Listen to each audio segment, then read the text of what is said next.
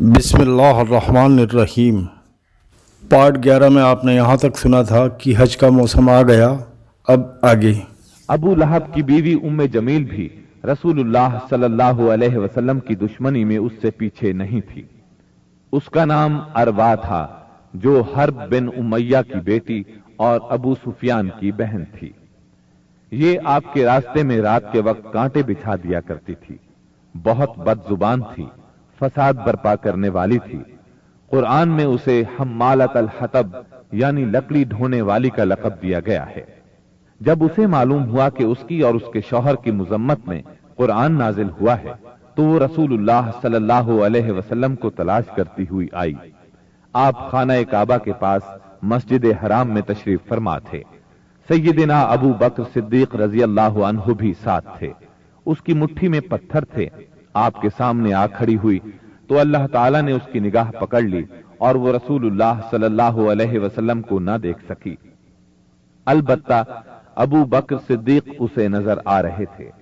उसने पूछा, अबू बकर, तुम्हारा साथी कहां है? मुझे मालूम हुआ है कि वो मेरी हज्ब करता है। अल्लाह की कसम, अगर मैं उस तक पहुंच गई तो ये पत्थर उसके मुंह पर मारूंगी। देखो, अल्लाह की कसम, मैं भी शायरा हूं। यह कहकर उसने शेर पढ़ा, मुज़म्ममन असैना व अमरहु अबैना व दीनहु क़लैना। हमने मुजम्मम की नाफरमानी की, उसके अम्र को तस्लीम न किया और उसके दीन को नफरत और हकारत से छोड़ दिया। इसके बाद वो वापस चली गई। सैयदना अबू बकर सिद्दीक रजी अल्लाह अन्हु ने अर्ज किया, ऐ अल्लाह के रसूल, क्या उसने आपको देखा नहीं? आपने फरमाया, नहीं, उसने मुझे नहीं देखा। अल्लाह ने उसकी निगाह पकड़ ली थी। बहरहाल नबी सल्लल्लाहु अलैहि वसल्लम अपनी तबलीग में लगे रहे। मजमाओं और महफिलों में पहुंचकर इस्लाम का पैगाम देते रहे। आप किताबुल्लाह की आयात पढ़ते और साबिका रसूलों ने जो पैगाम दिया था वही पैगाम लोगों को सुनाते। आप फरमाते, या कौम अअबुदुल्लाह मा लकुम मिन इलाहिन गैरुह। ऐ मेरी कौम के लोगों, अल्लाह की इबादत करो, उसके सिवा तुम्हारा कोई माबूद नहीं। इसके साथ ही आपने लोगों के सामने खुल्लम खुल्ला अल्लाह की इबादत शुरू कर दी। चुनाचे आप दिन दिहाड़े सारे लोगों के सामने काबा के सहन में नमाज पढ़ते। आपकी तबलीग आहिस्ता आहिस्ता कामयाब होती चली गई। कुरैश इस पूरी सूरत हाल को तशवीश की नजर से देख रहे थे। अभी थोड़ा अरसा गुजरा था कि हज का मौसम आ गया। कुफ्फार हाजियों के सिलसिले में परेशान हो गए। चुनाचे उनकी एक जमात वलीद बिन मुगीरा के पास आई। ये उनमें उम्र रसीदा और मर्तबे वाला आदमी था। उसने कहा, देखो, हज का मौसम आ गया है। अब हर तरफ से लोग तुम्हारे पास आएंगे और वो इन साहिब का मामला सुन ही चुके हैं। लिहाजा कोई एक राय तय कर लो और मुख्तलिफ बातें न कहना, वरना एक दूसरे को झुटला बैठोगे। लोगों ने कहा, तब फिर आप ही बताएं, हमें क्या करना चाहिए, क्या कहना चाहिए? उसने कहा, नहीं, बल्कि तुम कहो, मैं सुनूंगा। लोगों ने कहा, अच्छा, तो हम उनसे कहेंगे ये काहिन है। ये सुनकर वलीद बिन मुगीरा ने जवाब दिया, वो काहिन नहीं है, हमने काहिनों को देखा है। इसमें न उन जैसी गुनगुनाहट है न तुकबंदी। तब उन लोगों ने कहा, हम कहेंगे वो पागल है। वलीद बिन मुगीरा ने जवाब दिया, वो पागल भी नहीं है, हम लोग पागलपन को भी पहचानते हैं। इसमें न पागलों की घुटन है, न उल्टी सीधी हरकतें, न बहकी बहकी बातें।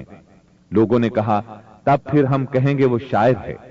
वलीद बिन मुगीरा बोला, वो शायर भी नहीं है, हमें शेर व शायरी की तमाम किस्में मालूम है, वो शायर नहीं है। वो बोले, अच्छा, तो हम कहेंगे वो जादूगर है। वलीद बिन मुगीरा ने कहा, वो जादूगर भी नहीं है, हमने जादू और जादूगर सब देखे हैं। इसमें उन जैसी झाड़ फूंक है, न गिरहबंदी। उन्होंने कहा, तब फिर आखिर हम उनसे क्या कहें, क्या बताएं, ये कौन है, क्या है?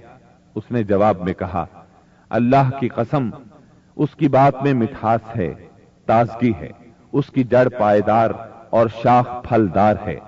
तुम जो भी कहोगे वाज़ेह हो जाएगा कि तुमने झूठ कहा है। वैसे ज्यादा मुनासिब यही है कि तुम कह दो वो जादूगर है और उसकी बातों में जादू है। वो उसके जरिए से बाप बेटे में, भाई भाई में, मियां बीवी में, आदमी और उसके खानदान में लड़ाई करवा देता है, फूट डलवा देता है। चुनाचे ये बात तय करके वो लोग वहां से उठे। अब उन्होंने हज के लिए आने वालों की राहों में बैठना शुरू किया। अब जो भी उनके पास से गुजरता उसे आपके बारे में बताते, उन्हें डराते और कहते कि तुम लोग इस शख्स के जाल में ना आ जाना। नतीजा ये हुआ कि लोगों ने आपको देखने और आपकी बातें सुनने से पहले ही बचकर रहने की ठान ली। इसके बाद जब हज के दिन आ गए तब नबी अकरम सल्लल्लाहु अलैहि वसल्लम ने हाजियों के मजमुओं में और उनके डेरों पर जाना शुरू कर दिया। जाकर उन्हें इस्लाम की तरफ बुलाना शुरू किया। आप फरमाते, लोगों ला इलाहा इल्लल्लाह कहो, कामयाब हो जाओगे। उधर अबू लहब का ये हाल था कि वो आपके पीछे पीछे लगा रहता, आपको झुटलाता जाता, तकलीफ भी पहुंचाता। इस तरह जब इस हज से हाजी वापस लौटे तो पूरे अरब में नबी सल्लल्लाहु अलैहि वसल्लम का चर्चा हो गया।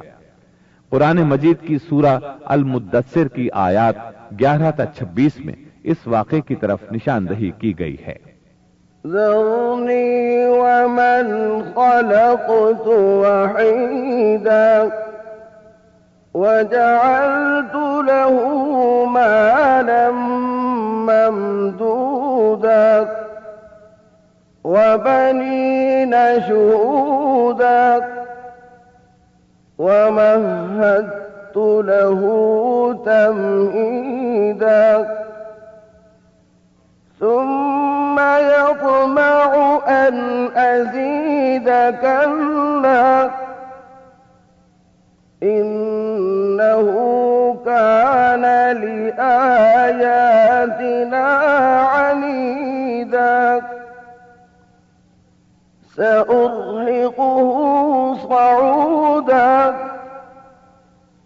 إنه فكر وقدر فقتل كيف قدر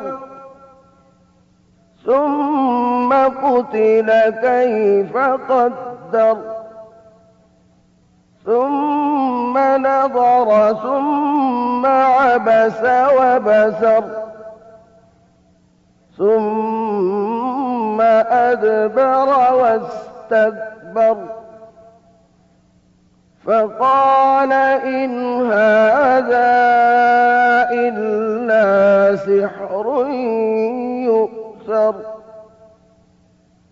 إن هذا إلا قول البشر سأصليه سقر छोड़ दो मुझे और उस शख्स को जिसे मैंने अकेला पैदा किया, बहुत सा माल उसे दिया, इसके साथ साथ हाजिर रहने वाले बेटे दिए और इसके लिए रियासत की राह हमवार की।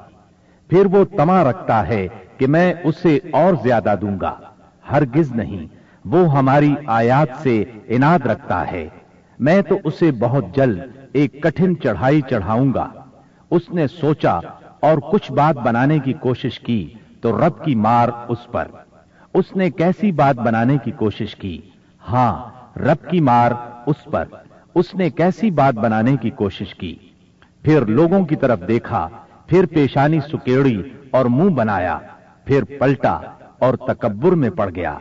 आखिरकार बोला कि ये कुछ नहीं है मगर एक जादू जो पहले से चला आ रहा है। ये तो एक इंसानी कलाम है। बहुत जल्द मैं उसे दोज़ख में फेंक दूंगा। इस्लाम की इशाअत बढ़ रही थी, लेकिन इसके साथ साथ कुरैश का जुल्म सितम भी शदीद से शदीद तर होता जा रहा था।